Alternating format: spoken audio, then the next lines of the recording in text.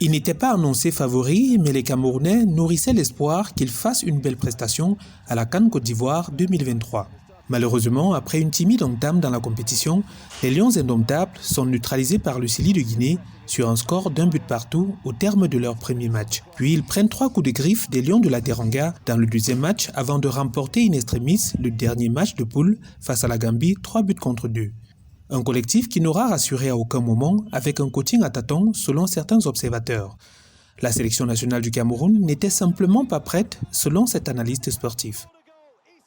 Cette élimination a été prévisible pour le jeu proposé par les Lions indomptables durant cette CAN. C'est un jeu qu'on a décrié depuis l'arrivée de Rigobert Song à la tête de cet encadrement technique. Rigobert Song n'en a pas réussi à marquer le jeu de cette sélection nationale de par sa patte en tant que défenseur de métier.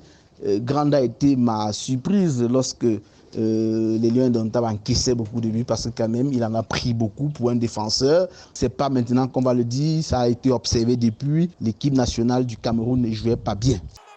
Au terme d'une campagne achevée en 8e de finale, le staff technique de la sélection fanion de football du Cameroun se doit d'actionner les leviers de la reconstruction défendus par le sélectionneur-manager Rigobert Song depuis sa prise de fonction en février 2022.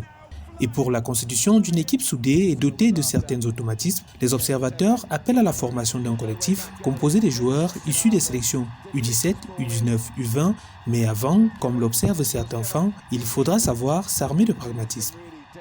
Penser l'avenir de manière sereine pour les Lions indomptables du Cameroun, c'est déjà de remobiliser tout le monde. Parce que d'un côté comme de l'autre, des camps qui s'affrontent, vous avez de l'expertise. Je pense qu'il va déjà falloir partir sur cette base, éviter des intrigues inutiles, se mettre résolument au travail et ne sélectionner que des meilleurs.